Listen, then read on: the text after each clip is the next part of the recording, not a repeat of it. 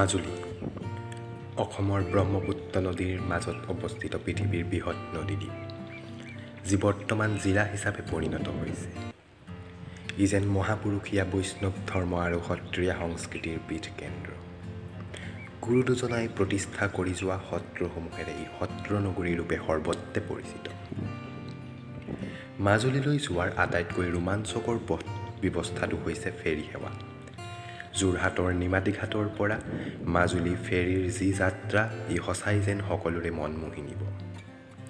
আজি আমি মাজুলীৰ চামগুৰি সত্ৰৰ যি মুখাশিল্প, সেই মুখাশিল্প চাবৰ বাবে গৈ আছোঁ। গতিকে আহক ভিডিঅ'টো উপভোগ কৰোঁ। 1585 শকতেই এই চামগুৰি সত্ৰ প্ৰতিষ্ঠা হৈছিল। এজোপা চাম গছৰ তলত এই সত্ৰখন প্ৰতিষ্ঠা হোৱাৰ বাবে ইয়াৰ নাম চামগুৰি হয়। এই চামগুৰি সত্ৰ মুখাশিল্পৰ বাবে বিখ্যাত। বহুতো বিদেশী পৰ্যটকে এই শিল্প দৰ্শন কৰিবৰ বাবে ইয়ালৈ অহা দেখা পোৱা যায়। গতিকে এই সত্ৰখনতনো কেনেধৰণৰ মুখা আছে চাওঁচোন আহক।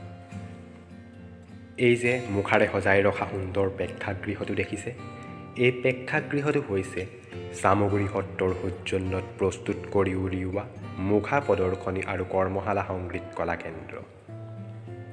এই কলাকেন্দ্ৰটোৰ ভিতৰতেই আছে পৃথিৱী বিখ্যাত চামগুৰি সত্ৰৰ সেই মুখাসমূহ।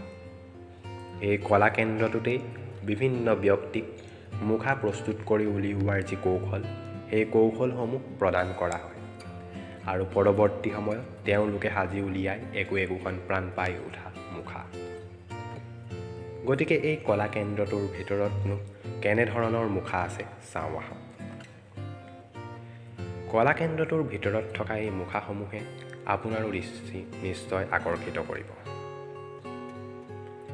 ইয়াৰ ভিতৰত এনে কিছুমান ডাঙৰ ডাঙৰ আকাৰৰ মুখা আছে, যিসমূহ দেখিলে আপুনি নিশ্চয়কৈ আচৰিত হৈ উঠিব। কলাকেন্দ্ৰটোৰ ভিতৰত আছে কেইজনামান অতি ডাঙৰ আকাৰৰ নৰসিংহৰ মূৰ্তি, যি মূৰ্তি দেখিলেই আপোনাৰো ভক্তিভাৱ নিশ্চয় জাগি উঠিব। মহাপুৰুষ শ্ৰীমন্ত শংকৰদেৱক মুখাশিল্পৰ জনক বুলি আখ্যা দিয়া হয়। তেখেতেই এই মুখাসমূহ ভাওনাত ব্যৱহাৰ কৰিবৰ কাৰণে নিজ হাতে তৈয়াৰ কৰি উলিয়াইছিল। তাৰ পাছৰে পৰা এই মুখাশিল্প বৰ্তমান সময়লৈকে চলি আহিছে। চামগুৰি সত্ৰৰ মুখা সমগ্ৰ পৃথিৱীতেই পৰিচিত। বাঁহ, মাটি, খেৰ, গোবৰ আদিৰে ইয়াক প্ৰস্তুত কৰি উলিওৱা হয়। এই মুখাসমূহ পৃথিৱীৰ বিভিন্ন ঠাইলৈ পঠিওৱা হয়। লগতে এনে কিছুমান মুখা প্ৰস্তুত কৰি উলিওৱা হয়, যিসমূহত যি ৰং ব্যৱহাৰ কৰা হয়, সেই ৰং সম্পূৰ্ণ প্ৰাকৃতিকভাৱে প্ৰস্তুত কৰি উলিওৱা হয়, যিয়ে মুখাসমূহক এক সুকীয়া পৰিচয় প্ৰদান কৰে। আহকচোন এই মুখাসমূহ দৰ্শন কৰোঁ।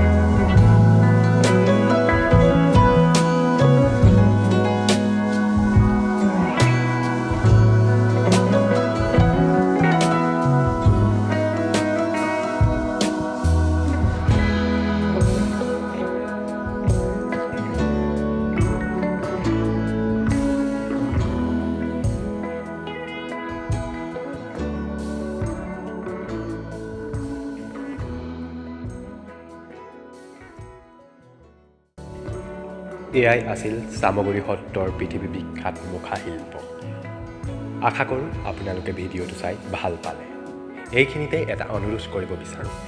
ইউটিউবৰ ক্ষেত্ৰখনত এইটো মোৰ প্ৰথম ভিডিঅ', গতিকে যদিহে সঁচাকৈ ভিডিঅ'টো চাই ভাল পালে তেনেহ'লে ভিডিঅ'টো লাইক কৰিব, শ্বেয়াৰ কৰিব আৰু চেনেলটো ছাবস্ক্ৰাইব কৰিবলৈ নেপাহৰিব। ধন্যবাদ।